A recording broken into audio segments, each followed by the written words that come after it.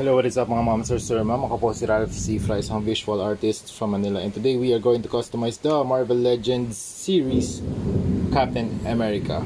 Si Sam Wilson ito mga ma'am, sir. And tanggalin muna natin yung mga pieces para ma-customize na natin. Tanggalin natin yung head. Arrange natin yung joints. Okay. Tapos yung wings, deconstruct din natin. Tanggalin natin sa peg. Ay, sorry. Ayan, nagalaw. Okay. Tanggalin din natin. Tapos yung gagamitin nating top coat or primer pala, number 191 flat clear. Okay, done na tayo mag-spray ng flat clear. Next step, we are going to apply shadows. Yung colors na gagamitin natin, page 162 Capri Blue, Cobalt Blue from Hero Paints, and page 179 Black. Mix natin itong tatlong paints na to so we can create the shadows dun sa mga blue areas. Sa red naman, dito naman sa mga red na wings, ito yung gagamitin natin na paints for the shadows or the darks. Dark colors, warm red, and page 179 black. Okay, let's start dun sa mga blue areas, mas dark. Yan. I'm not worrying about the details kasi pwede naman natin i-modify yan, i-modify yung paint job as we go along. So, big brush strokes muna before we go to the detailing part. Yan. Pwede naman natin i-dry brush yan ng lighter colors. So we are doing the darks first, and then the highlights, tapos highlights 1, highlights 2, tapos line art, and then highlights 3 detailing. Okay, dito rin sa pants, yung kanyang mga folds. Yan.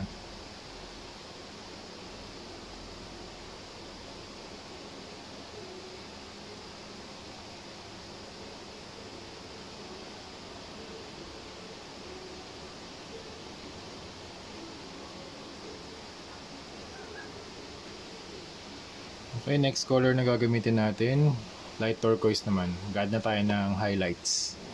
Okay. So chest.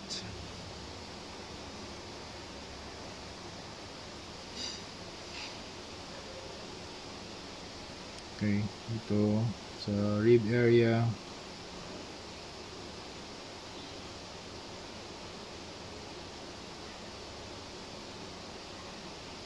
The logo.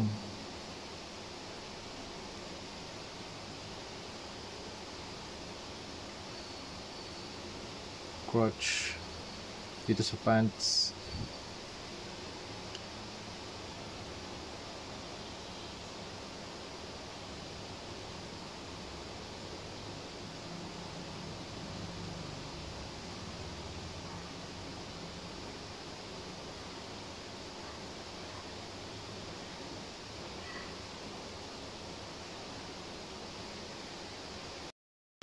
Okay, so ito na yung status. Here's the front, the back, tapos ito na yung shield. Ayan. Next na color na apply natin ay PH 149 light turquoise plus white, para mas light pa siya.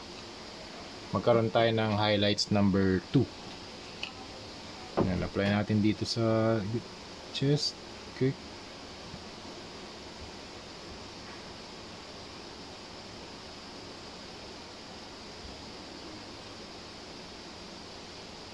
Okay, dito naman sa shield, dito tayo mag-apply ng highlights over the highlight 1.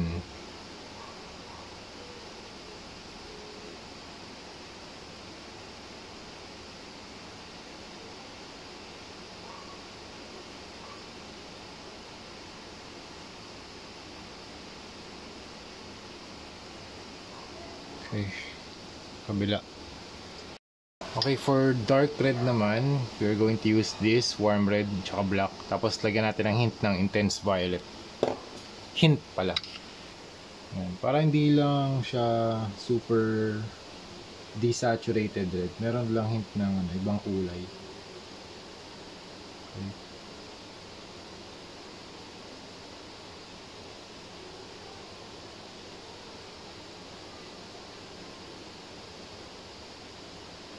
Dito sa mga folds, lagyan natin.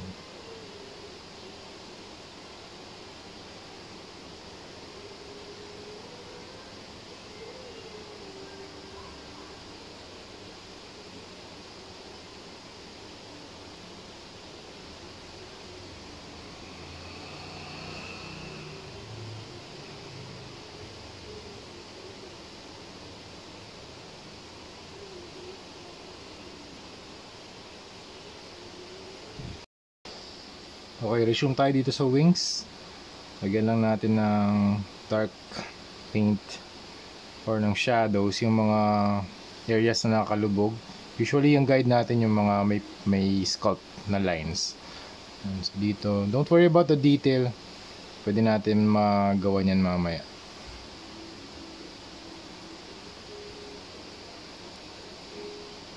So usually dyan sa areas na to, sa may panel line areas. And this is very rough, very loose. And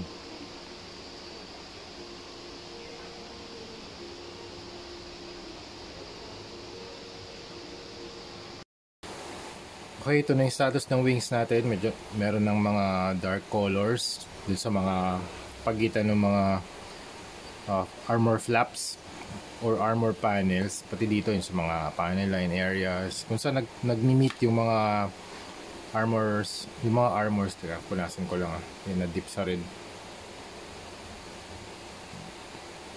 Your armor segments, kung saan nagmi-meet yung mga armor segments, doon tayo naglagay ng mga darker colors. So ngayon, magka-dry brush naman tayo ng red para lang hindi masyadong dark yung areas.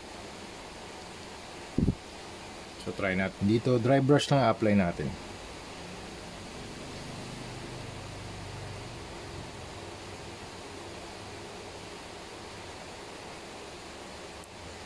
Yan.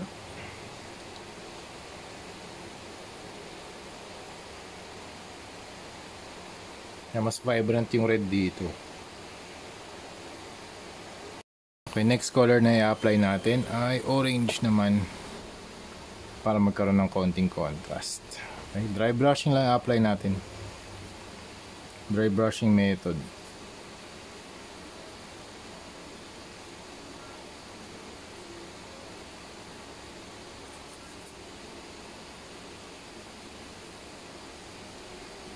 Last color na i-apply natin before we do the line art. White, red, and orange. Combination to ng tatlo. Talagang para ma-define yung features ng nung wings.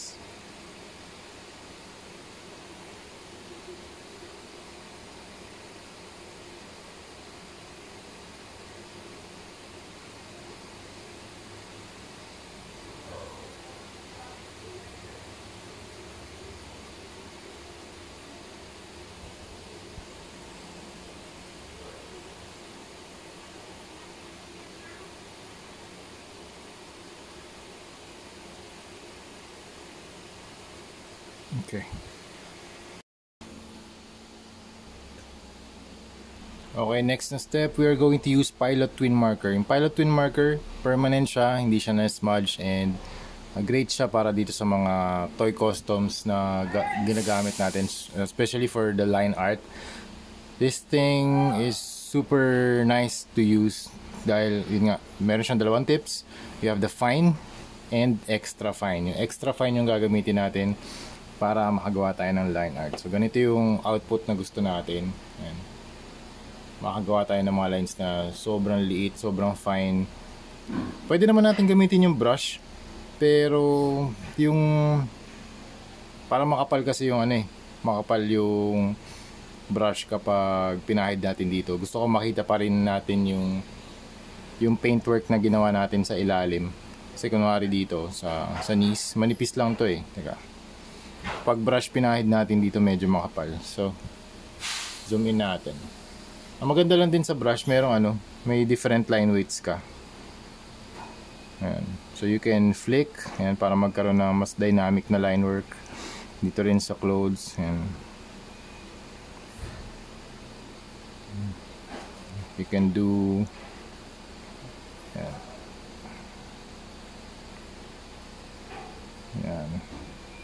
Yung mga tapering lines, you can do that. Parang nag-illustrate ng comic book sa paper. Tapos dito rin sa wings, pwede natin gawin dito sa sa mga armor plates niya. So, teka, baba ko lang So for this, pwede natin gamitin tong fine dito sa mga major parts or segments ng wings. You can do fine here. Ayan. Tapos pagdating dito sa mas maliliit na parts, pwede natin gamitin itong mas extra fine. Gawin natin to para lang ma-separate yung yung wing segments. Pwede rin dito siguro.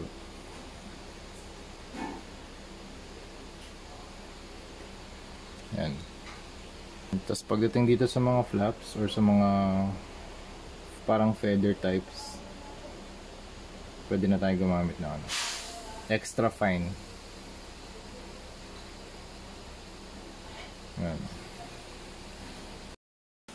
Alright mga ma'am, sir, ma'am, tapos na tayo sa ating Project Captain America na Sam Wilson version from Marvel Legends. Super angas ng ng gawa ni Marvel Legends dito. Kasi grabe yung wingspan, no? Meron akong review nito sa akin channel. I think yung wingspan niya ay around 12 inches. More than pa nga ata eh. Mas mahaba pa sa isang ruler.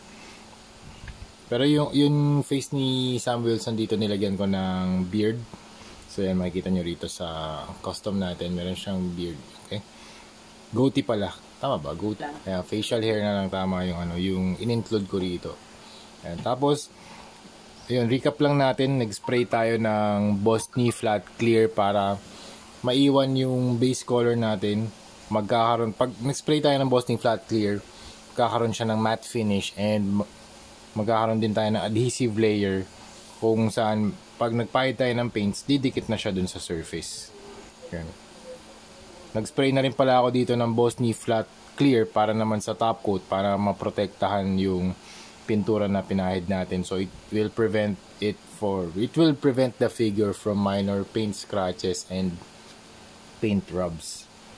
And so wala namang nabago sa articulation, same pa rin. So the wings can move, it can articulate. So pag ganitong klaseng action figure na custom, be very careful lang sa pag-articulate or pag-rotate ng mga joints kasi nga syempre this is a custom figure and meron pa rin chance na magkaroon ng mga paint rub, lalo na dun sa mga areas na walang joint clearance. Pero ito naman si Falcon, meron namang joint clearance yung kanyang shoulders, itong kanyang waist, so less chance na magkaroon ng paint rub and paint chipping.